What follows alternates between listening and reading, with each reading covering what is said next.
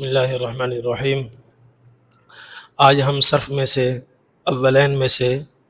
اولین کے حصہ اول میں سے انشاءاللہ ہم پڑھیں گے فعل مضارع، اور حصہ آخر میں سے صیغے ہم ابواب پڑھیں گے ثلاثی مزید فی کے 14 ابواب وہ پڑھیں گے۔ سب سے پہلے اولین میں سے حصہ اول کا ہم پڑھ رہے ہیں فعل مضارع۔ فعل مضارع بنتا ہے ماضی سے، اور اس کا طریقہ بہت ہی آسان ہے۔ اس میں فعل مضارع کے اندر چند باتیں، 3 چیزیں بہت اہمیت کی حامل ہیں۔ 5 وہ صیغے جن کے اخیر میں ضمہ ہوتا ہے۔ نمبر 2 نون اعرابی والے 7 صیغے۔ نمبر 3 حروف عطین، شروع کی علامت مضارع۔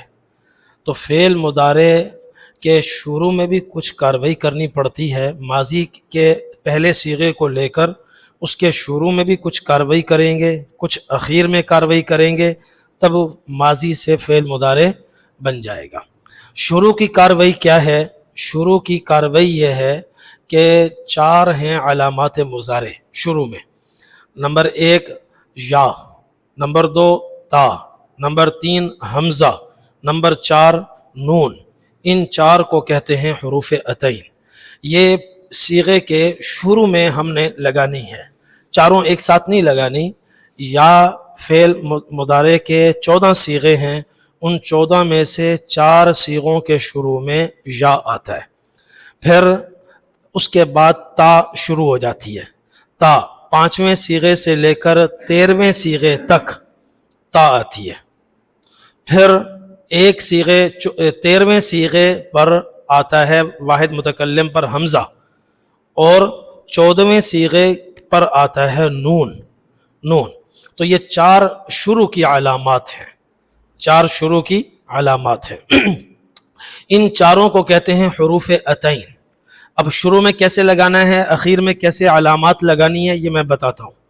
لیکن صیغے کی پہچان کے لیے ضروری ہے کہ کچھ شروع کی علامات دیکھی جائیں، کچھ اخیر کی علامات دیکھی جائیں۔ صرف شروع کو دیکھ کر فیصلہ نہیں ہو سکتا کون سا صیغہ ہے، صرف اخیر کو بھی دیکھ کر فیصلہ نہیں ہو سکتا کون سا صیغہ ہے، کیونکہ میں نے بتایا کہ یا آئے گی شروع کے 4 صیغوں میں، 3 غائب مذکر غائب کے صیغے، واحد مذکر غائب، واحد مؤنث غائب، واحد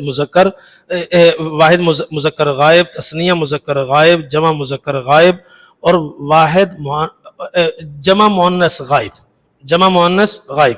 یہ جیسے لکھا ہوا ہے ینصرو، ینصرانی، ینصرونا، اور پھر آگے ہے ینصرنا، جمع مؤنث غائب کا صیغہ، اس میں آئے گی یا، بیچ کے 2 صیغے چھوڑ کر۔ پھر مؤنث غائب کے 2 صیغے، واحد مؤنث غائب، تثنیہ مؤنث غائب، پھر آگے حاضر کے 6 صیغے، ان کے شروع میں آئے گی تا۔ تو کل ہو گئے 8 صیغے۔ تو 8 صیغے کون سے؟ تنصرو، تنصرانی، یہ ہو گئے واحد مؤنث غائب، تثنیہ مؤنث غائب۔ پھر حاضر کے 6 صیغے کے شروع میں تا آئے گی، تنصرو، تنصرانی، تنصرونا، تنصرینا، تنصرانی، تنصرنا، تا آ گئی۔ حمزہ 1 صیغے کے شروع میں آئے گا، انصرو، اور نون بھی 1 صیغے کے شروع میں آئے گا، ننصرو۔ اب فعل مضارع کے صیغے کو جب ہمیں پہچاننا ہے، اگر اس کے شروع میں حمزہ ہے تو اخیر کو دیکھنے کی ضرورت نہیں ہے، تو ہم فیصلہ کریں گے کہ یہ واحد متکلم ہے، کیونکہ حمزہ صرف ایک ہی صیغے کے شروع میں آتا ہے۔ اسی طرح نون اگر شروع میں نظر آئے تو ہم فوراً کہیں گے کہ یہ جمع متکلم ہے، ادھر ادھر دیکھنے کی ضرورت نہیں ہے۔ بس فعل مضارع ہو، شروع میں نون ہو، طے ہے کہ یہ جمع متکلم ہے۔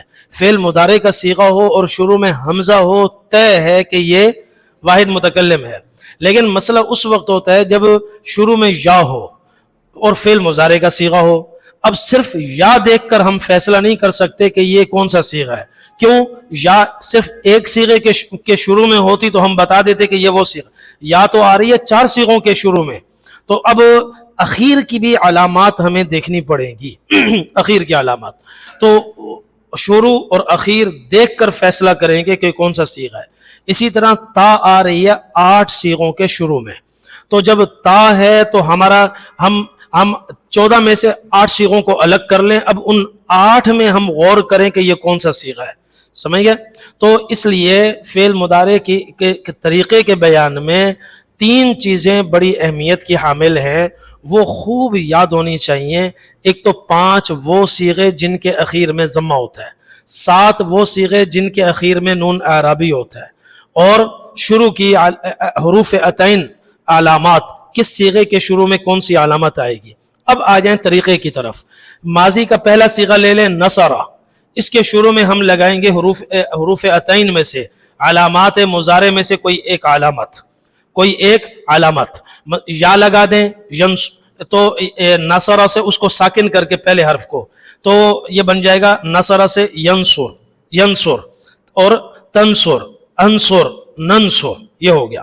پھر اخیر میں 5 صیغوں کے اخیر میں ہم نے ضمہ دینا ہے. شروع میں کاروائی کرنے کے بعد اب آ جائے اخیر کی طرف. 5 صیغوں کے اخیر میں ہم نے ضمہ دینا ہے. واحد مذکر غائب، واحد مؤنث غائب، واحد مذکر حاضر، واحد متکلم، جمع متکلم. یہ 5 صیغے فر یاد ہونے چاہیے. صیغوں کے اعتبار سے بھی یاد ہوں، بچوں کو یاد کروائیں اور ان سے الفاظ بلوائیں، وہ بھی فٹافٹ سنائیں. ینصرو تنصرو تنصرو انصرو ننصرو، یوں تیزی سے سنائیں، سوچیں نہیں، کیونکہ یہ 3 چیزیں ریڑھ کی ہڈی ہیں. اسی پر آگے جو جتنی بھی ابحاث آ رہی ہیں، نفی تاکید بلن ہے، نفی جہد بلم ہے، اور امر ہے، نہیں ہے، وہ سب اسی پر چلے گا. یہ چیزیں یاد ہوں گی تو آگے نظام چلے گا. یہ چیزیں بنیادی چیزیں یاد نہیں ہیں تو اس کے آگے تمام ابحاث کچی ہیں. تو اس لیے مضارع پر ہفتہ لگے 10 دن لگے، ان 3 چیزوں پر اتنی محنت. ایک تو گردان فر یاد ہو، یضربو ینصرو ینصرانی ینصرون تنصرو تنصرانی ینصرن تنصرو تنصرانی تنصرون تنصرین تنصرانی تنصرن انصر ننصر، فر یاد ہو. نمبر 2 یہ یاد ہو کہ حروف علامات مضارع شروع میں کن صیغوں کے شروع میں کون سی علامت آتی ہے. نمبر 3 اخیر میں کیا کاروائی ہوتی ہے. اخیر میں نے بتایا 2 سے 3 قسم کی کاروائیاں ہوتی ہیں. 5 صیغوں کے اخیر میں ضمہ آئے گا، وہ 5 صیغے میں نے بتا دیے. 7 صیغوں کے اخیر میں آئے گا نون، الف اور نون آئے گا. 7 صیغوں کے اخیر میں نون آئے گا، سمجھئے. پھر نون سے پہلے یا 3 میں سے کوئی ایک حرف آئے گا. الف ساکن، الف تو ہوتا ہی ساکن ہے، واو ساکن، یا ساکن، واو نون سے پہلے. تو اخیر میں نون 7 صیغوں میں نون آئے گا. ٹھیک ہے، نون. اب نون کون سا ہوگا، مفتوح ہوگا یا مکسور ہوگا؟ مفتوح یا مکسور، اس کا دار و مدار اس پر ہے کہ اس سے پہلے الف ہے تو نون مکسور ہے، اور اس سے پہلے واو ہے تو نون مفتوح ہے، اس سے پہلے یا ہے تب بھی نون مفتوح ہے. تو 7 میں سے 4 صیغوں کے اخیر میں نون اس طرح آئے گا کہ اس سے پہلے الف ہوگا. یہ 4 صیغے ہیں تثنیہ کے. ینصرانی تثنیہ مذکر غائب، تنصرانی تثنیہ مؤنث غائب، تنصرانی تثنیہ مذکر حاضر، تنصرانی تثنیہ مؤنث حاضر. ینصرانی یہ وہ غائب ہے مذکر. آگے تنصرانی تنصرانی تنصرانی، 3 ہو گئے. ٹھیک ہے. 2 ہیں جمع مذکر کے صیغے، ان کے اخیر میں نون آئے گا مگر اس سے پہلے واو ساکینہ ہوگا. جیسے یہ دونوں یہ بن جائیں گے جمع مؤنث غائب، نہیں جمع مذکر غائب اور جمع مذکر حاضر.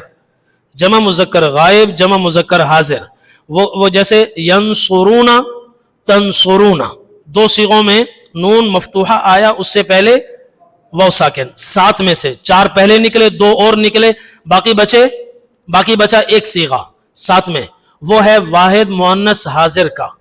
واحد مؤنث حاضر کا، واحد مؤنث حاضر کا جو صیغہ ہے تنصرین، اس میں نون سے پہلے یا ساکنہ آئے گا، نون سے پہلے. ٹھیک ہے. تو ہم نے 5 صیغوں کے اخیر میں ہم نے ماضی کا آخر مفتوح تھا، ہم نے اس کو دے دیا ضمہ شروع میں علامتیں لگا کر. ٹھیک ہے. اور 7 صیغوں کے اخیر میں لائے نون. پھر 7 میں سے 4 صیغوں کے اخیر میں لائے نون مکسور، اس سے پہلے الف، وہ چاروں ہیں تسنیہ کے. پھر 7 میں سے 4 نکلے، باقی بچے 3. 3 میں سے 2 صیغوں کے اخیر میں نون مفتوحہ لائے اور اس کے شروع میں واو ساکنہ لائے. یہ بن گیا جمع مؤنث، جمع مذکر غائب اور جمع مذکر حاضر.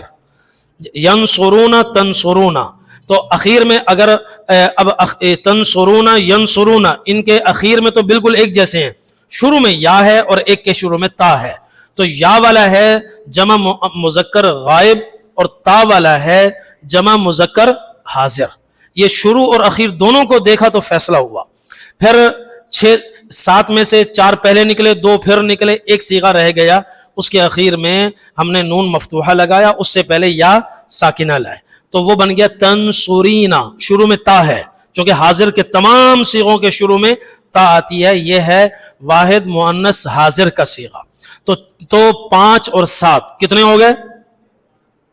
12 ہو گئے. باقی رہ گئے 2 صیغے.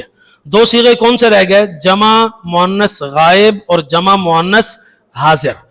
یہاں جمع مؤنث غائب کے شروع میں لائیں گے یا، اور اخیر کو ساکن کر کے نون مفتوحہ لائیں گے، اور اسی طرح جمع مؤنث حاضر کے شروع میں لائیں گے تا، اور آخری حرف کو ساکن کر کے نون مفتوحہ لائیں گے.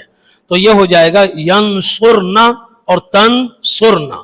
یہ ان 2 نونوں کو کہا جاتا ہے نون بنائی، اور 7 نونوں کو کہتے ہیں نون اعرابی.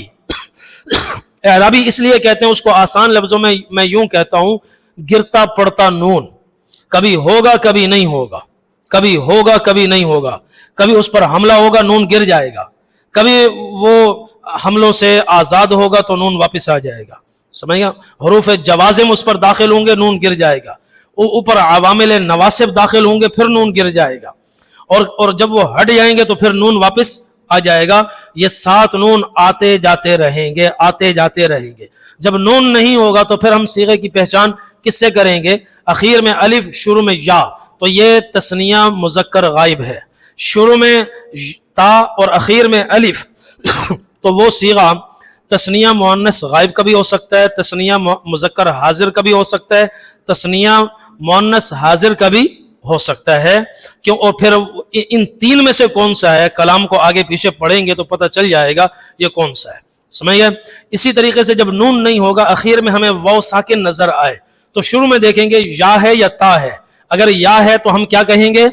یہ جمع مذکر غائب. اور اگر شروع میں تا ہے تو یہ جمع مذکر حاضر. سمجھ گئے؟ اخیر میں صرف یا نظر آ رہی ہے، نون نظر نہیں آ رہا، حروف نواسب یا جوازم کی وجہ سے وہ نون اڑ چکا ہے، تو ہم کہیں گے کہ یہ واحد مؤنث حاضر کا صیغہ ہے. سمجھ گئے؟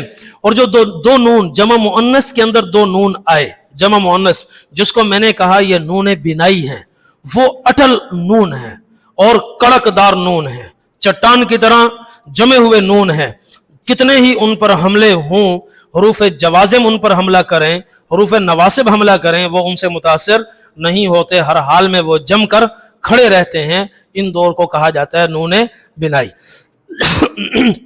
یہ تھی ماضی کی گردان نصرہ، پہلا صیغہ ہے. 5 صیغوں کے شروع میں ہم نے لگایا، ہم نے شروع میں اخیر میں ضمہ دیا، اخیر میں ہم نے ضمہ دیا. وہ 5 صیغے یہ ہیں، ان کو اچھی طرح یاد کر لیں. ینصر، تنصرو، تنصرو، انصرو، ننصرو، سب کے اخیر میں پیش پیش پیش پیش پیش نظر آ رہا ہے. ٹھیک ہے؟ پھر 7 صیغے نون اعرابی والے، نون اعرابی والے 7 صیغے وہ ہیں ینصرانی، تنصرانی، تنصرانی، تنصرانی، 4 تثنیہ کے آگئے، اور 2 جمع مذکر کے آگئے ینصرون، تنصرون، اور ایک آ گیا واحد مؤنث حاضر کا تنصرینا. نون مبنی، جن کا نون کسی حال میں نہیں گرتا، وہ ہے ینصرنا، تنصرنا. تو کل ہو گئے 14 صیغے، 5 7 اور 2 کل ہو گئے 14. تو بس بچوں سے اس طرح یاد کروانا، شروع کی علامات بھی یاد کروانی ہے اور اخیر کی بھی علامات یاد کروانی ہے، کہ نون اعرابی ان کو اتنا ازبر ہو کہ سوئے میں بھی ان سے پوچھو کہ 7 صیغے نون اعرابی والے کون سے ہیں، وہ فٹافٹ فرفر ہمیں سناتے لگے. تو یہ ہو گیا ابتدائی طریقہ. سمجھ گئے؟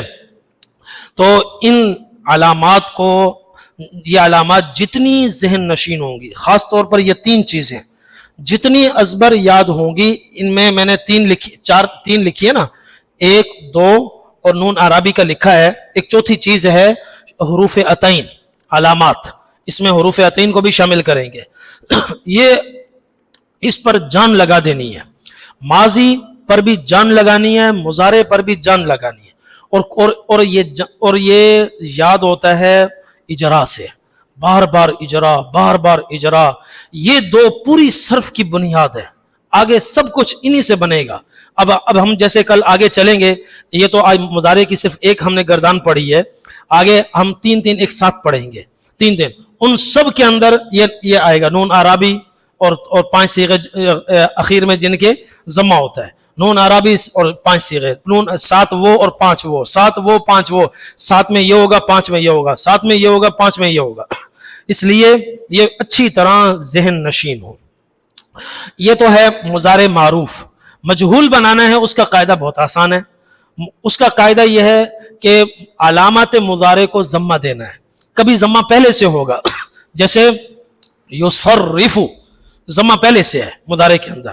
تو اگر ضمہ پہلے سے ہے تو ہمیں دینے کی ضرورت نہیں ہے، اور اگر نہیں ہے تو ہم ضمہ دیں گے.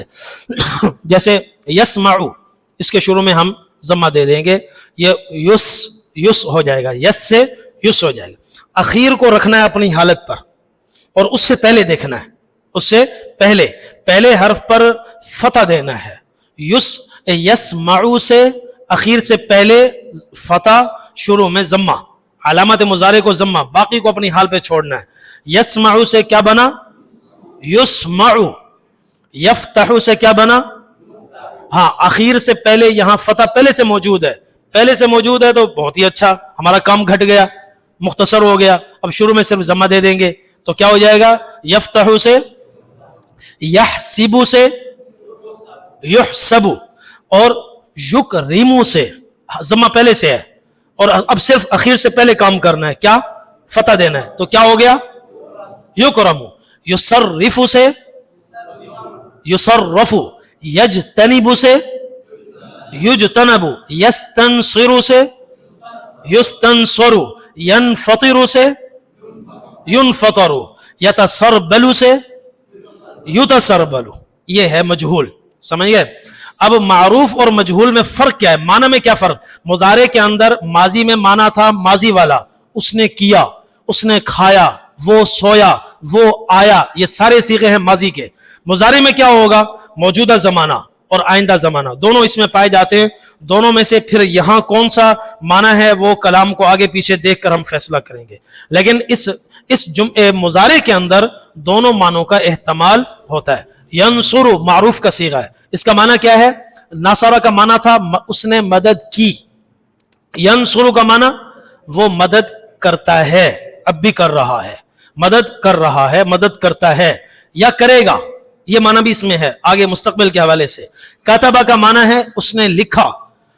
یکتب وہ لکھتا ہے، لکھ رہا ہے یا لکھے گا، دونوں معنی ہیں. اکلا کا معنی اس نے کھایا. یاکل وہ کھاتا ہے یا کھائے گا، دونوں معنی اس کے اندر موجود ہے.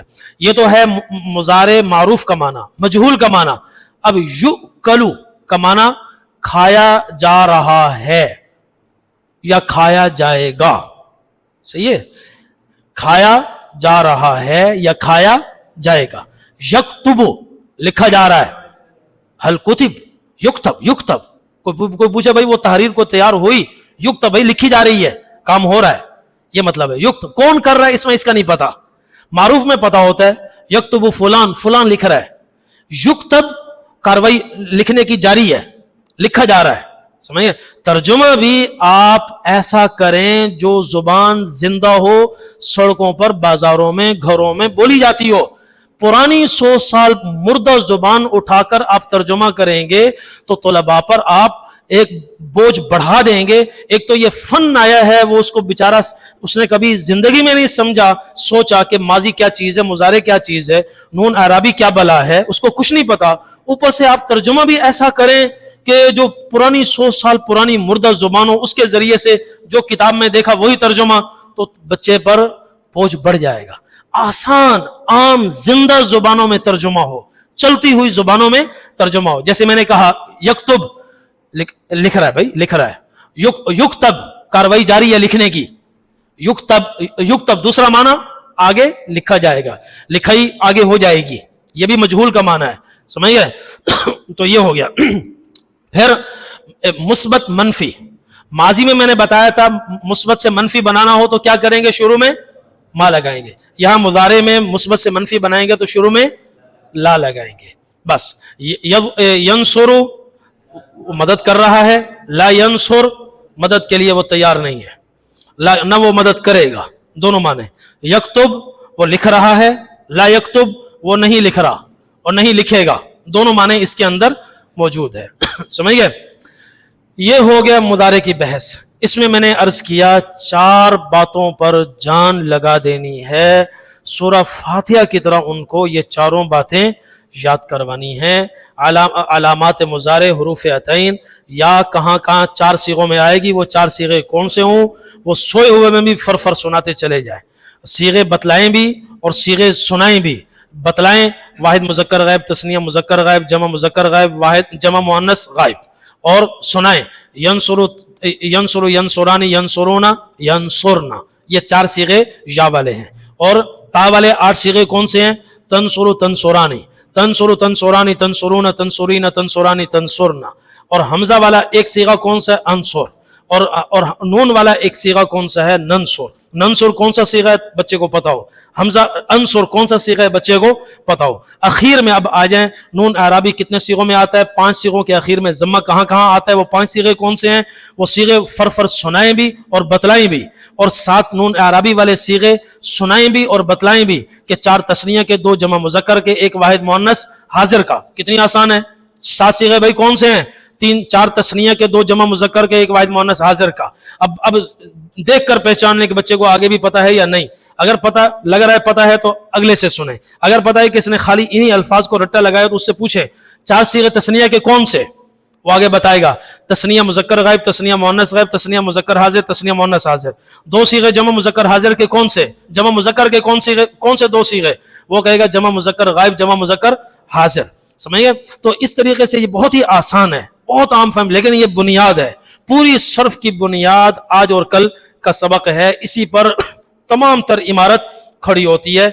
इसम फाइल, इसम मफऊल भी इसी से बनते हैं, वो आगे तफसील आएगी। तो एक तो ये चीज हो गई, ठीक है। दूसरी चीज अब आ जाए अबवाब में। अबवाब में मैंने बताया था कि हुरूफ असली 3 या 4 और खालिस 3 तो वो सुलासी मुजर्रद है, और 3 खालिस 3 के साथ कुछ जायद हुरूफ भी हों तो वो फेल वाला वो कलमा कहलाता है सुलासी मजीद फी। सुलासी मजीद फी, सुलासी मुजर्रद जिसमें खालिस 3 हुरूफ हों, समझिए 3 हुरूफ। और वो उसके कुल कितने अबवाब थे, 6 अबवाब थे। अब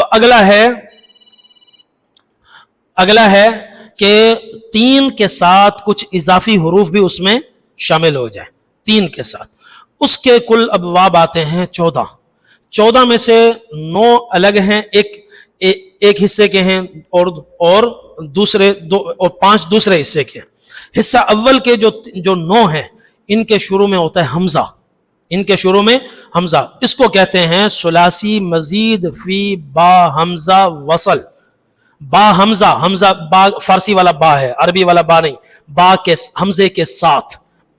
बा जब फारसी के शुरू में आता है तो उसका माना होता है साथ। तो बा हमजा, हमजा के साथ वसल। वसल का मतलब होता है गिरता पड़ता हमजा, कभी होगा कभी नहीं होगा, कभी इसके शुरू में वाव आ जाएगा, हमजा उड़ जाएगा। जैसे इस तनबा से वज तनबा, इस तनसरा के शुरू में फा लगा लो तो क्या बन जाएगा, फस्तनसरा। इन फतरत के शुरू में फा लगा दो, क्या बन जाएगा, फन फतरत। अब इन फतरत नहीं, फन फतरत, समझिए। तो ये जो हमजा होता है, ये असल में शुरू में कलमा होता है साकिन। तो साकिन, इब्तदाई लफ्ज साकिन हो तो उसको पढ़ना ही मुश्किल है, तो उसको पढ़ने के लिए ये हमजा लाया जाता है।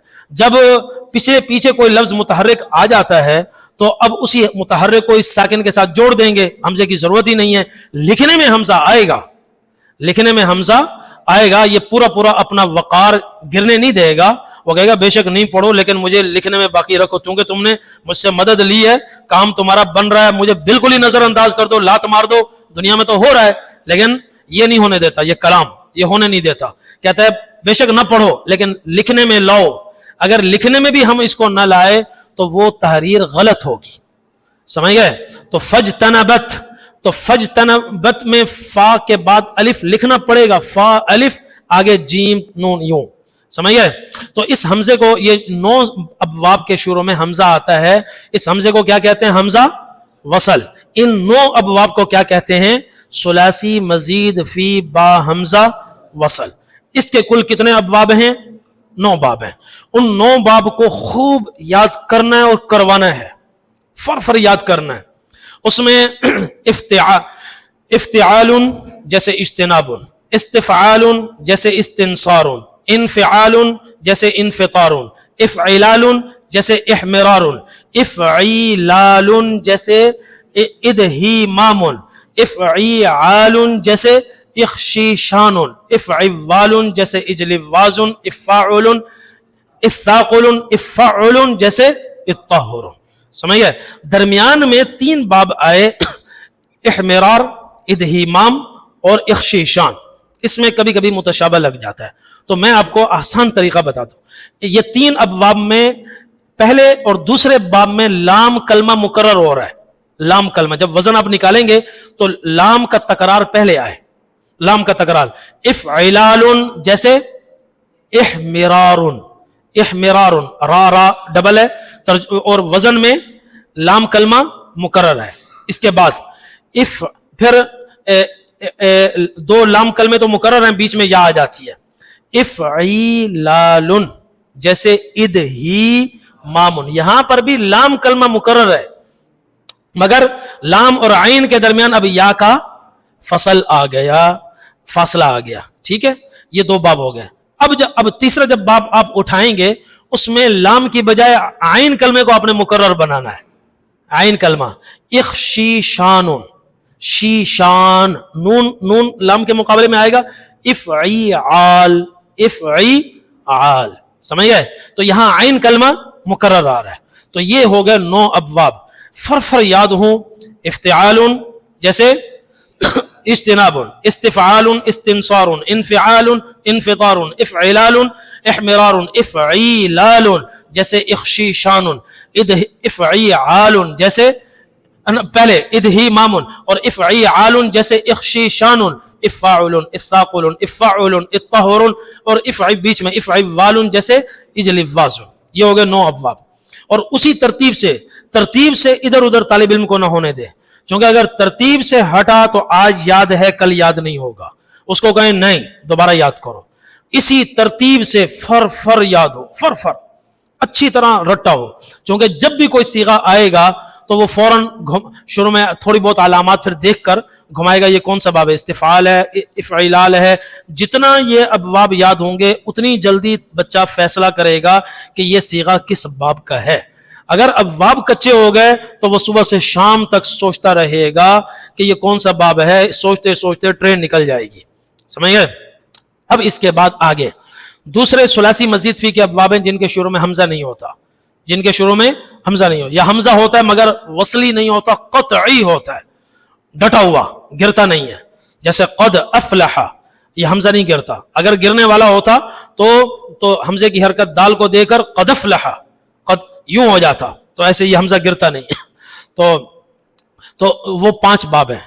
نمبر 1 افعال جیسے اکرام, تفعیل جیسے تصریف, تفعل جیسے تقبل, مفاعلۃ جیسے مقاتلۃ, تفاعل جیسے تقابل.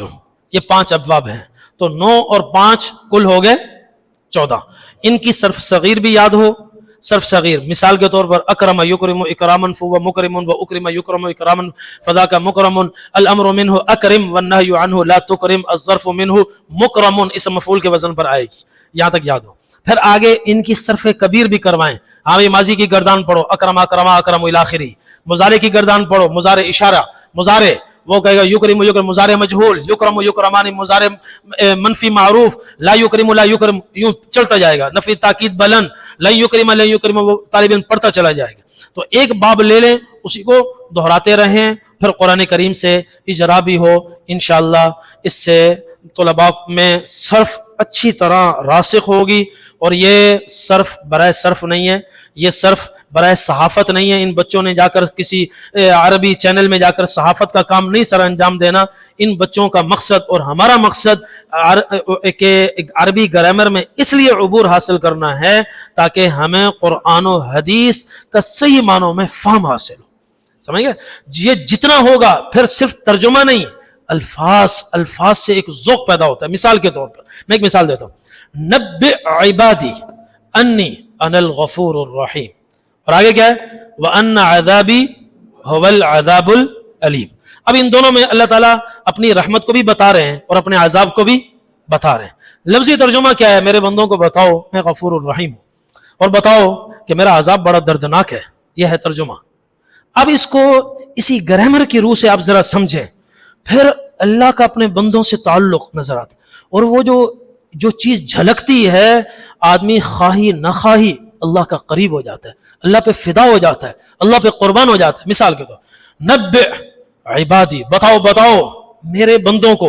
ایک تو عبادی کہا کہ کسی اور کو نہیں، وہ جو بھی ہیں یہ سارے میرے ہی ہیں، میرے بندوں کو، میرے بچوں کو بتاؤ، جیسے باپ کہتا ہے میرے بندوں کو بتاؤ۔ آگے انی انا الغفور الرحیم، انا تاکید کے لیے آتا ہے، ٹھیک ہے، اور یا آ گئی متکلم کو بتانے کے لیے کہ میں، صحیح ہے۔